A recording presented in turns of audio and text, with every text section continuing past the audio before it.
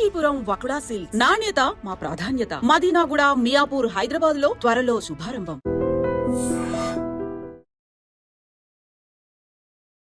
Hi, hello, నమస్తే, welcome back to iDream media. ఈరోజు మనతో ఉన్నారు సీనియర్ స్టాక్ మార్కెట్ అనలిస్ట్ అయిన ప్రభు గారు. సార్తో మాట్లాడదాం ముఖ్యంగా లేటెస్ట్ స్టాక్ మార్కెట్ అప్డేట్స్ గురించి. Hi sir. హలో అండి. స్టాక్ మార్కెట్ అనేది ఒక అడ్వెంచర్లో మారిపోయిందని చెప్పొచ్చు ట్రంప్ వచ్చాక.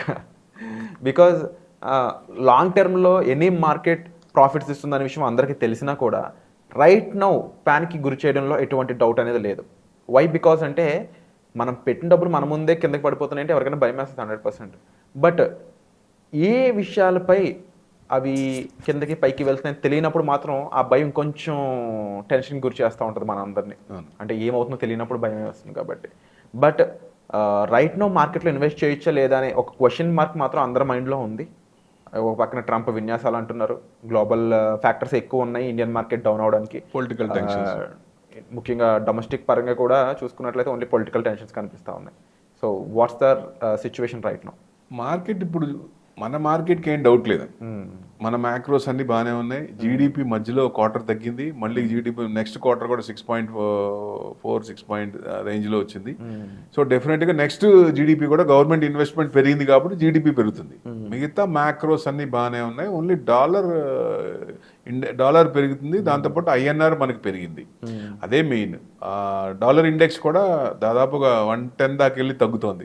మిగతా అన్ని మనకు అనుకూలంగా ఉన్నాయన్నీ ఏదైతే పెరిగినాయో లాస్ట్ 5 months ఆటోమేటిక్గా చిన్నగా ట్రంప్ సీట్లోకి వచ్చిన తర్వాత విపరీతంగా పెరిగినాయి. వాళ్ళు కూడా విపరీతంగా పెరిగారు. ఎంతైతే పెరిగారో దానికంటే కింద ఉన్నారు ఇప్పుడు యుఎస్ మార్కెట్స్. మనం ఎలక్షన్ తర్వాత ఎంతైతే పెరిగామో అసలు అక్కడి నుంచి అక్కడికి కూడా రాలేదు. సపోర్ట్ తీసుకుంటున్నాం, 22,000 దగ్గర సపోర్ట్ తీసుకుంటున్నాం. అంతకంటే కిందకి రాకపోవచ్చు. లాస్ట్ టైమే మనం అనుకున్నాం 22,000కి ఇంకా అంతకంటే తగ్గకపోవచ్చు అని. ఎందుకంటే 21,800 అంత లాస్ట్ ఇయర్ మనం స్టార్ట్ అయ్యాం.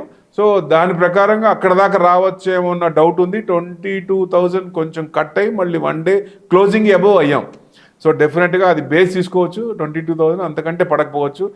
ఏదన్నా చేసినా ఆయన ట్రంప్ విన్యాసాలే. ఎందుకంటే అందరినీ భయభ్రాంతులు చేసి నా మాట అయినా నాదే వేదం, నేను పట్టిన దానికే 3 కాళ్ళు, నేను చెప్పింది వినాల్సిందే, విని తీరాల్సిందే, లేకపోతే సమస్య లేదు, మీకు శాంక్షన్స్ చేస్తాను.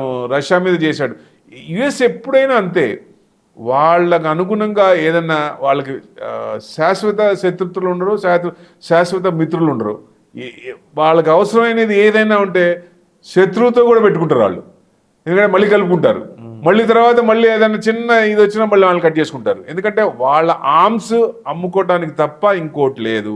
సో మనం అట్లా ఉండం కాబట్టి ఇండియా ఇప్పుడు మన ప్రైమ్ మినిస్టర్ 100% న్యూట్రల్ స్టాండ్ తీసుకున్నారు. ఎవరికి ఏం చేయాలో. రష్యా మనకు సపోర్ట్ చేసింది కాబట్టి మనం సపోర్ట్ చేసాం.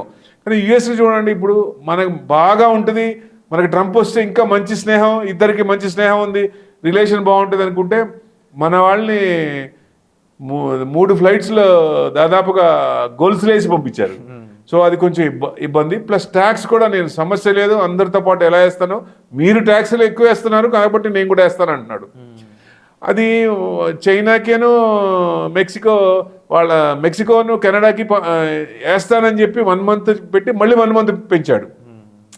అంటే వాళ్ళ రియాక్షన్ చూసి వాళ్ళు కూడా అక్కడి నుంచి యుఎస్కి పంపించే ప్రోడక్ట్స్ మీద ఎంత ఇది చేస్తారు, వాళ్ళు తీసుకునే ప్రోడక్ట్స్ మీద ఎంత వేస్తారు, ఇవన్నీ రెసిప్రోకల్ ట్యాక్స్ చూసుకొని నేను ఇది చేస్తాను, దాని ప్రకారం యాక్ట్ అవుతాను అంతే. కేవలం ఇది యుగో అనుకోవచ్చు. ఒకటి యుగోనే, నా మాట వినాలి, విని తీరాలి, నేను పెద్దన్న పొజిషన్ ఉన్న డాలర్ ఇండెక్స్ మా అందరికంటే కన్వర్షన్లో వాళ్ళకే ఎక్కువ వస్తుంది. సో డీడాలరైజేషన్ అవుతుంది అంటున్నా నేను. 100% డీడాలరైజ్ అవుతుంది. It's a wrong selection by US. Trump సెలెక్షనే రాంగ్ సెలెక్షన్ అనుకోవచ్చు. ఎక్స్ట్రీమ్కి వెళ్ళాక అది కింద పడడానికి స్కోప్ ఉంటుంది అంటారా మీరు? 100% సెట్ అయిపోద్ది. డాలర్ ఇండెక్స్ కానీ ఐఎన్ఆర్ కానీ చచ్చినట్టు దిగి తీరాల్సిందే.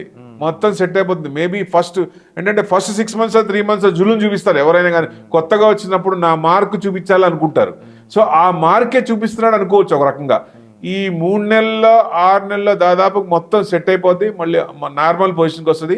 బట్ ఇప్పుడు ఏంటంటే దీనివల్ల యుఎస్ రిసెషన్ వస్తుందంటే భయం వచ్చింది మార్కెట్లో. అందుకనే వాళ్ళు బాగా విపరీతంగా నిన్న నాస్డాక్ కానీ విపరీతంగా పడింది, 10% పడ్డాయి. బట్ ఎంతైతే పడిందో దాదాపుగా అంత పర్సెంటేజ్ పెరిగిందంటే అంత వాళ్ళు ఎలక్షన్స్ ముందు స్టార్ట్ అయిన దానికంటే కిందకు వచ్చారు. అది కొంచెం ఇదిగా ఉంది. దానివల్ల మనం యుఎస్ని ఈ మధ్య డిటాచ్ అయ్యాం, కానీ మ్యాక్స్ టు మ్యాక్స్ పర్సెంటేజ్ మనం యుఎస్ని ఫాలో అవుతాం.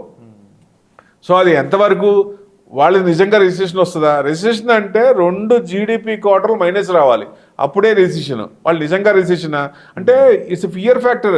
న్యూస్ డ్రివెన్ మార్కెట్ కాబట్టి నెగిటివ్ న్యూస్ని బట్టి నెగిటివ్ యాక్ట్ అవుతుంటుంది, పాజిటివ్ బట్టి పాజిటివ్ యాక్ట్ అవుతూ ఉంటుంది. అందుకే ఈ టారిఫ్ల వల్ల వాళ్ళే ఇబ్బంది పడతారు, ఇన్ఫ్లేషన్ పెరుగుతున్న ఉద్దేశంతో వాళ్ళకే భయం వచ్చి రిసెషన్ వస్తుందేమన్న భయంతో వాళ్ళు ఇది చేసి అమ్మటం మొదలుపెట్టారు. అక్కడ మెయిన్ దానివల్లే తగ్గింది యుఎస్.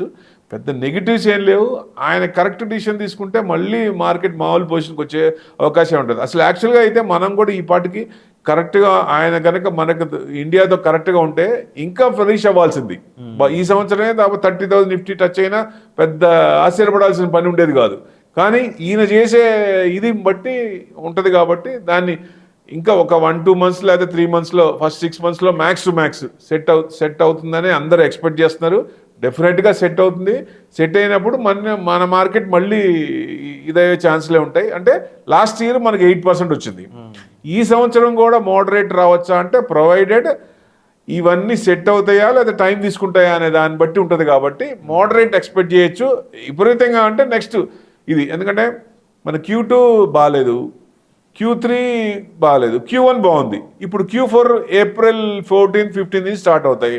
సో అక్కడి నుంచే ఆ రిజల్ట్స్ బట్టి ఏమన్నా ఉండొచ్చు మార్కెట్. జీడిపి పెరుగుతుంది, జీడిపి బాగానే వస్తుంది నెక్స్ట్ క్వార్టర్కి. సో అది కూడా పాజిటివ్ అవుద్ది.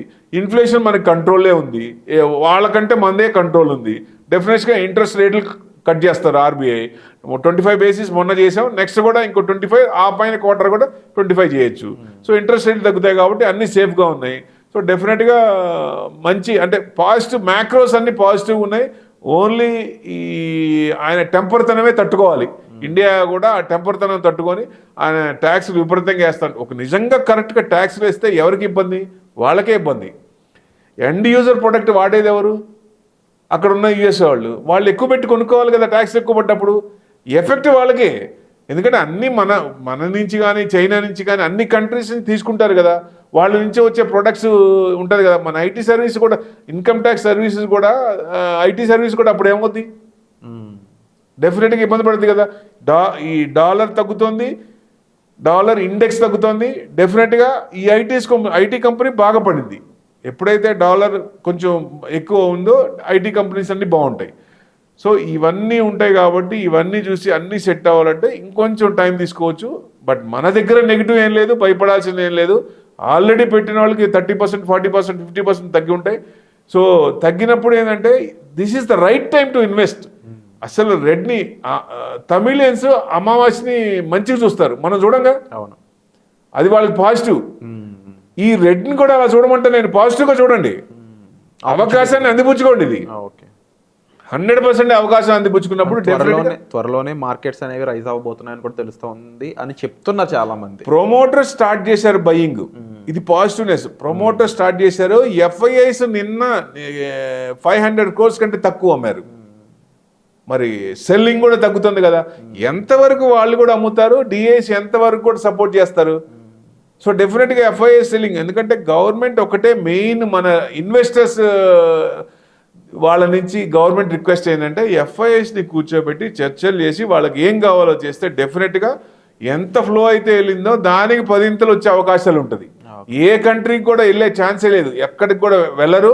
వెళ్ళినా విపరీతంగా ఉంటుంది. ఎందుకంటే మనం 16% ఈ మధ్య తగ్గితే చైనా మార్కెట్ బాగా పెరిగింది. ఎందుకు పెరిగింది? కొంత అట్రాక్ట్ చేసుకుంటున్నారు వాళ్ళు. ఇన్స్టెంట్గా అక్కడ ఉండగలరేమో అని లాంగ్ రన్లో వాళ్ళ పాలసీని బట్టి వాళ్ళు చైనాలో ఉండలేరు. ఏ కంపెనీ కూడా ఉండదు. వాళ్ళ కంపెనీనే మనం జాక్మాన్ చూసాం కదా. అవును, ఆయన కంట్రీ అయినా బయటికి వెళ్ళిపోయాడు కదా, కంట్రీ వదిలిపెట్టి పారిపోయాడు కదా. సో అట్లా పాలసీలు ఉంటాయి కాబట్టి మన పాలసీలు ఎప్పుడు పిఎల్ఐ స్కీమ్ కానీ మంచి పాలసీలు ఉంటాయి కాబట్టి ఈజీ డూయింగ్ బిజినెస్ ఉంటుంది కాబట్టి డెఫినెట్గా మనకే అట్రాక్ట్ అవుతారు. మన దగ్గరే ఎండ్ యూజర్స్ కూడా 140 కోట్లు ఉన్నారు కాబట్టి ప్రోడక్ట్ డిమాండ్ కూడా మన దగ్గరే ఉంటుంది కాబట్టి అందరు మనకల్లే చూస్తున్నారు. ఇది మన కరెక్ట్ స్టెప్. అంటే 2035లో మనం ఇన్వెస్ట్మెంట్ ఎలా చూస్తామో గవర్నమెంట్ కూడా ఆ 5 ఇయర్స్ కరెక్ట్గా వాళ్ళు ఉంటే నెక్స్ట్ కంటిన్యూ అయితే ఓకే. ఎందుకంటే కరెక్ట్గా చేస్తే ఏ గవర్నమెంట్ అయినా కంటిన్యూ అవుద్ది. మనం మంచి గవర్నమెంటే ఇదిలో ఉన్నాం, మంచి ప్రైమ్ మినిస్టర్ మనకున్నారు. డెఫినెట్గా మనం నెక్స్ట్ కూడా అదే కంటిన్యూ అవుతుంది అనుకోండి. ఏ స్కాములు లేవు, ఏ గొడవలు లేవు. వరల్డ్ మొత్తం మన కళ్ళ చూస్తోంది. ఎటు వెళ్ళినా కానీ ఇండియాకి ఒక రెడ్ కార్పెట్ వేస్తుంది. ఒకప్పుడు ఇండియా అంటే అసలు ఎక్కడో మూలలో కూర్చొని అంత వాల్యూ కూడా ఉండేది కాదు. ఇప్పుడు జైశంకర్ వల్ల, ఆయన వల్ల కానివ్వండి, ప్రైమ్ మినిస్టర్ మోడీ వల్ల కానివ్వండి, ఎక్కడికి వెళ్ళినా రెడ్ కార్పెట్. కాబట్టి ఆయన 80 కంట్రీస్ తిరిగితే 80 కంట్రీస్ నుంచి ఇన్వెస్ట్మెంట్ వచ్చింది. ప్రొవైడెడ్ ఇప్పుడు ఏంటి ట్యాక్స్ బెనిఫిట్ మనకి అందరికీ వరల్డ్ మొత్తంలో ఇండియాలో ట్యాక్స్ ఎక్కువ ఫీలింగ్ కలిగింది. ఇది గవర్నమెంట్ కన్సర్న్గా తీసుకొని డెఫినెట్గా ట్యాక్స్లు తగ్గిస్తే అందరూ కూడా అట్రాక్ట్ అయ్యే అవకాశాలు ఉంటాయి. మళ్ళీ ఫ్లో వరదలు అనేవి మళ్ళీ గేట్లు ఎత్తేస్తే డెఫినెట్గా ఆ FIIs ఫ్లో మళ్ళీ ఇటే వచ్చే అవకాశాలు ఎక్కువ ఉంటాయి. అది మనం చూసుకుంటే బెస్ట్ అండి. Wonderful sir. అండ్ ఒక great information and great push అయితే మాకు ఇచ్చారు. తప్పకుండా మార్కెట్స్ అనేవి ఇంకా చాలా బెటర్గా మారే ఛాన్సెస్ అయితే కనిపిస్తున్నాయండి. సో ప్రతి ఒక్కరు కూడా ఈ ఆపర్చునిటీ మిస్ చేసుకోకుండా దీనికి సంబంధించి మరిన్ని ఇన్ఫర్మేషన్ గైడెన్స్ కావాలనుకున్నట్లయితే మీరు సార్ సంప్రదించవచ్చు. వచ్చే ఎపిసోడ్లో మళ్ళీ కలుద్దాం. Thank you so much.